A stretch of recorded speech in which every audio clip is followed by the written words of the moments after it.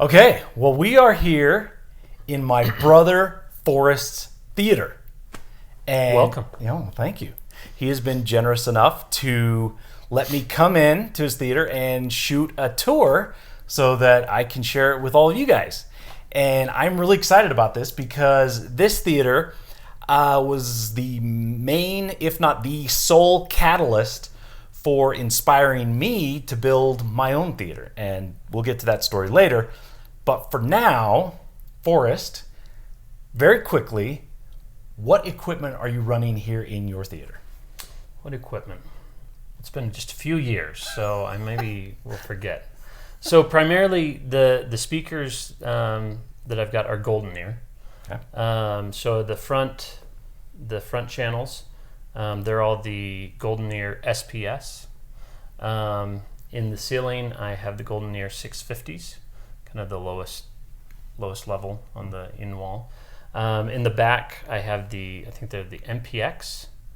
And then these side channels, and then the two rear Atmos are, what is the brand? You help me buy those ones. Yeah, so they're an integrator brand. They're episode speakers.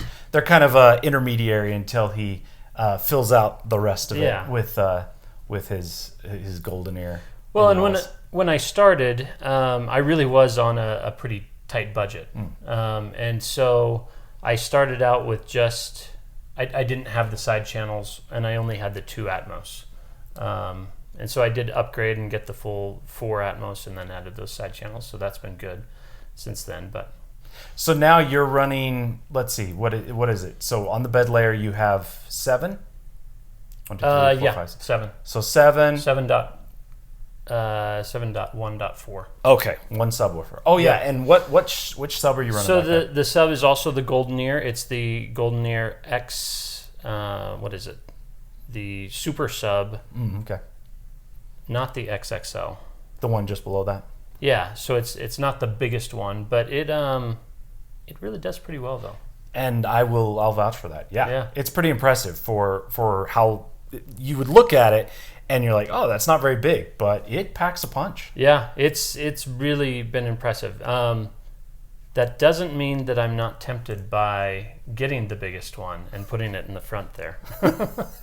Upgrade-itis? Yeah, a little bit. Looking for some upgrade? Yeah. Okay, cool. All right, and then what about your screen? What is that? So my screen it's 133 inches. Yeah. And it's the Dragonfly acoustically transparent screen. Nice. Yeah. So you got your LCRs all behind the screen. Yeah, that was a big.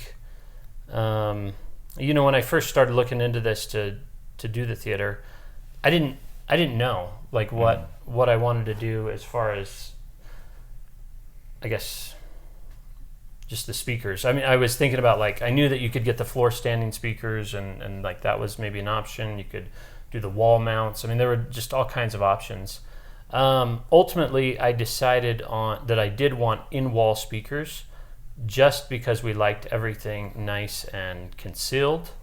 Also, I went into a home theater store and I was doing a demo there, and they first showed me one, gave me a demo with the speakers behind the screen. I listened to that. I was really impressed. And those were in walls? Those were in walls, yeah. Okay. And I mean, I still don't have a ton of experience with all this stuff, but so I listened to that one, and then he had some floor, what do they call them? Like the tower speakers. Yeah, floor standing. And I was like, so what's so special about those ones? He's like, oh, those are high powered, And I'm like, those are gonna blow your socks off. Right. So I was like, all right, hey, let's hear them, So he turns those on, and yes, I mean, they were impressive. Yeah. But honestly, the biggest thing that I noticed is I was like, I can tell that the sound is not coming from the screen, and I really just preferred that. I preferred having the sound coming right from where the picture was. Yeah. And that made like a bigger difference.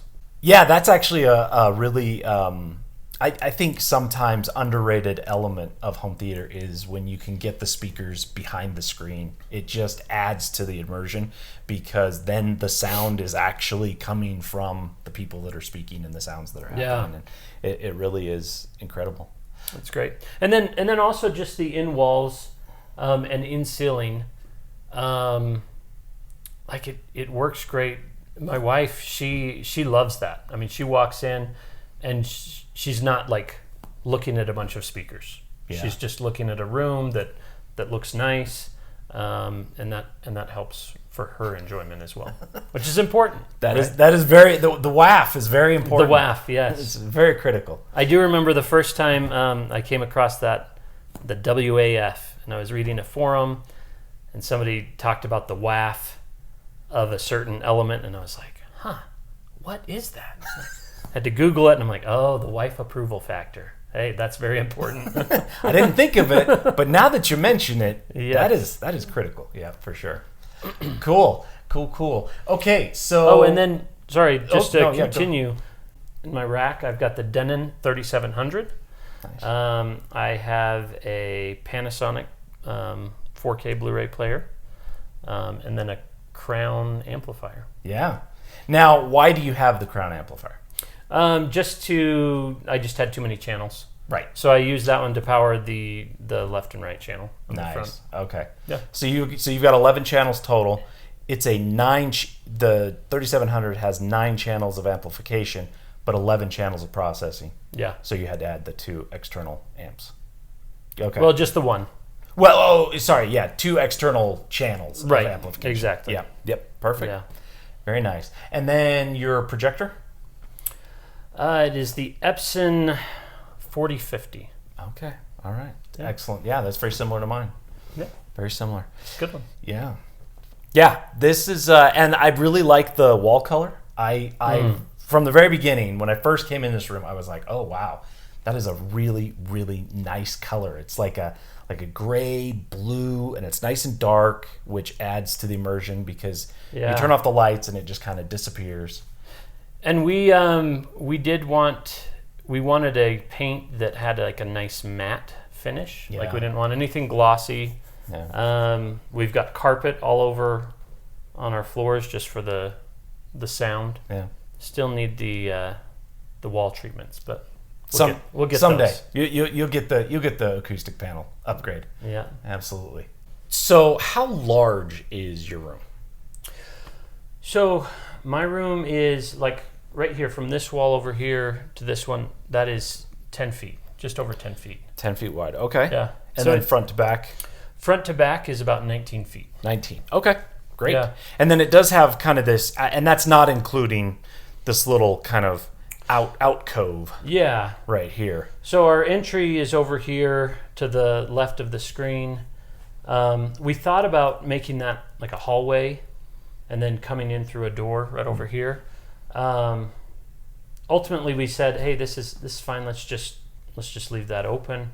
And then it's nice because we can put a chair right there. Yeah. I mean, that's not prime seating, but if we've got a lot of people, somebody can definitely sit there. And so yeah, I think that little alcove, is that what we call it? Yeah, alcove. Yeah. That's kind of nice. Nice. Excellent. Okay.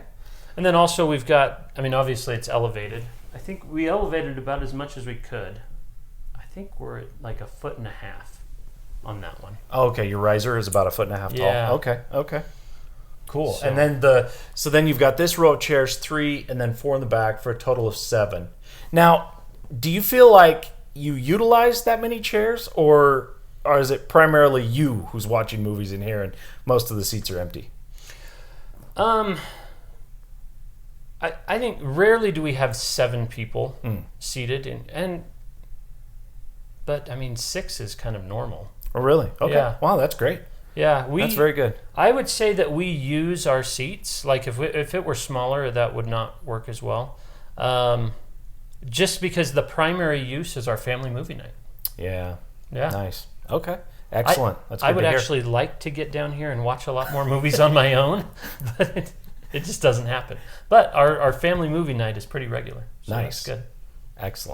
Excellent. Very nice. And then your chairs. Where did you get your chairs from? So 4seating.com. Okay. Yeah. Excellent. Yeah, and they're very comfortable. They're very solid. Like they feel really substantial. Like this is a well-built chair. Yeah, we've been happy with these chairs. It was interesting. I don't know if you can tell from the camera, but like this chair that we're not sitting in, This one. it's actually bigger. I don't know if you can see that. Oh, it is taller. So it's slightly taller, and then the back ones, the two on my left, are also bigger. Oh. So what we were going to do is, I mean, man, I agonized over buying these chairs, and it was hard because I couldn't sit in them before we got them, right? And I was like, maybe we want the bigger chair, right? Because there's kind of like a big and tall version. Yeah. And so the thought was, hey, let's get the big and tall ones. We'll get 3 of those. We'll put all of those on the front, and then the smaller ones along the back. Okay. That was the thought. I got them here and sat down in the big one, and I said, I don't like this one as much. I do not like this chair. Exactly. I want the medium chair. Anyway, so then we just swapped it. So these two are the smaller ones because this is generally where I sit. And, Yeah. And the kids don't care. Like if they probably can't even tell the difference between the big one or the smaller one.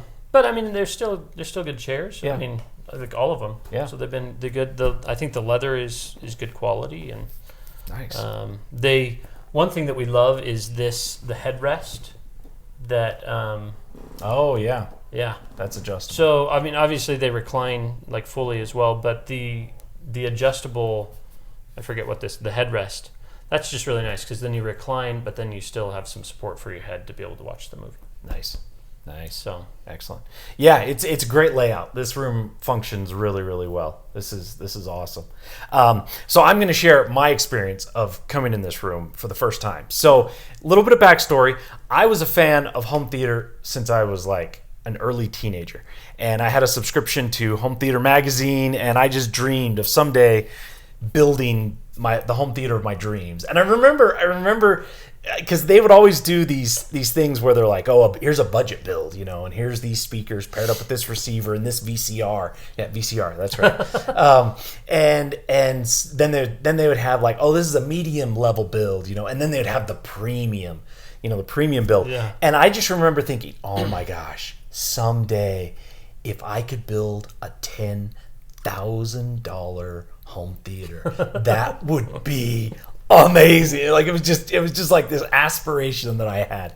Obviously it didn't happen as a teenager, and then I moved out on my own and life got in the way and whatever. And over the years I came across people who had home theaters, and it was always nice. Like they would have maybe a projector, in the early 2000s projectors were not very good.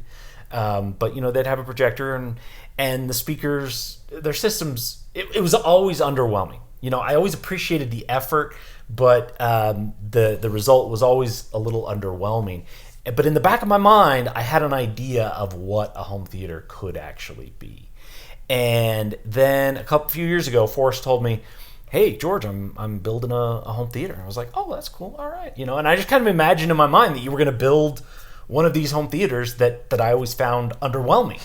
and I was like, oh, that's nice. Like, that'll be fun. It'll be cool. And then you built it, and I was not involved at all in the build process, like at all. And so I didn't see it until it was completely done. And I walked in the door, and immediately I was like, okay, this is a serious room. Like this right off the bat. I haven't seen anything on the screen. I haven't heard anything. Right off the bat, this is a serious room. Okay. And then you cranked up, very first demo, you showed me the opening scene to The Greatest Showman. Oh, yeah. And I just sat back in awe. I was like, this is it. This is what I imagined. This is what I envisioned all of those years ago. And then I came away from that first viewing. I was like, I'm building a home theater. It's an option now. It can be done. And so thank you very much. Well, no, I love that story, but No, it is interesting. Like I remember growing up, and you always had the technical know-how to do things that I never had. But like I remember you putting some stuff together in our house. And at one point we like had some speakers, like we had the main speakers in the front that you'd wired up somehow to our TV and VCR, and then we had some speakers like behind us. Yeah. Like I have this vision of you sitting on that love seat that we would always like. That was like the primo spot. Yeah. But then we had like this wire with a speaker kind of behind you for some like surround sound. I'm still wondering. I'm like, was it just the exact same sound? Just coming? It was just an additional speaker there. We had two left speakers and two right speakers, and one was in front and one was in back. I remember that. Yeah. For a more immersive experience, you had dialogue right in your ear, right there. No, but it was just like fun. It's like, hey, this will be cool. Yeah. And everything was an upgrade. I mean, that TV that we had growing up that we watched so many movies on, and the thing like had a speaker this big. Yeah. And you would walk up to it and move it forward to turn it up. Yeah, it had a sliding volume slider. I remember it was kind of like not all the way up, but just below. It was the perfect volume. Yeah. But it was maxed out. We've come a little ways since then. A little ways, yes. Yeah, those were the days. But they set us up pretty well to appreciate what we have now. Oh yeah. Like, now our kids, they just don't even know what they have. They don't appreciate. They don't know what it's like to rewind a movie or to have to fast forward through a movie to get to the second movie on a tape. Right, they just don't have any concept. So. Now I'm struggling. I'm like, I don't want to put the disc in. I'll just stream it. you become complacent. You desensitized to what you actually have. Right. Oh, that's funny. Oh, so in your theater here, now that you've had a couple years of hindsight to look back on it, is there anything that you would change or do differently, or future upgrades that you're looking to change in the future? So basically anything that you would like to change, wish you could have changed, or would like to change in the future. So it's interesting. This room, it's in the basement, and if it could have been just a little bit longer, and if I would have had more headroom, like if we could have, and I think that's kind of a common theme, isn't it? Like if you had a little more height that you could work with. And the reason for that is that I would like to just, like right now, if you're sitting on the back row and you recline, and the front row is not reclined, then you lose a little bit of the bottom of the screen. Gotcha. Okay. So I don't know if I can't necessarily change that, but that is one thing that I wish I had. If I had just a little more length on the room, and then I could just bump that riser up higher. I mean, I would love to have a riser where it's just like you're up there and like there's no chance of seeing the seats in front of you. Yeah. I would just love that. And then also to have a little bit of space behind it so that the speakers are not just like kind of right on top of you. Yeah. But and give a little bit of space around the chairs. So yeah, I just need a bigger room is what I need. Just need a bigger room. I'm in the same boat. I envision in my mind, I'm like, oh, my next theater room. I'm just gonna have all of this extra room to play with. Well, and I loved we went and visited your friend Matt, and he had, I mean, that was an amazing theater. I don't know if you've done a video about that one. No, but it's in the works. It's planned. Future video tour of Matt's theater. So his is amazing, and the way that he has these like false walls, and then he can just get in behind all of his equipment, all of his wiring. Yeah. I stressed about that, like getting the wiring right before we did the construction, just because I was like, okay, I want to make it sure that it's kind of future-proofed. I mean, I wired it up so that I could put my sub on the front, on the left, or the right, or on the back. Yeah. Just because I was like, I don't know exactly where I want it, but it's like once you wire it and put your walls up, then you're like, okay, that's what you've got. And boy, I hope nothing happens to that HDMI cable, like. And obviously, we put in the Smurf tube, so we could like get that in and out again if we needed to, but it's just kind of a pain. Yeah. So yeah, doing some things like that, having more space to like work with that would be nice. Yeah. But here's the thing: when we built this home, and we finished about 2/3 of our basement. So this third over here, it wasn't finished. But when we were doing the design of the home, I saw this part, and we were talking about windows, and I said to Lindsay, I said, hey, what if we don't put any windows in this section right over here? And then that way, just maybe we could put in a home theater at some point. Yeah. And so it was just a storage room, but then we were like, hey, let's do it. And it's been really nice to like have this space. We didn't have to black out any windows or anything. So. That is so nice. Not have to deal with any light or reflections off of glass. Yeah. That's awesome. So for being just a space where it's like, hey, we left it. There was a little bit of planning on it, but not a lot. I think it's turned out well. But if we ever built another home, I think we would first we'd build around the kitchen. And then we would build a little bit around the home theater. Absolutely. Oh, that's awesome. So. Well, thanks, Forrest, for letting me come into your home and do a tour of your theater. It is an awesome theater. I love watching movies over here with you guys, and it's a lot of fun. So, thanks for watching.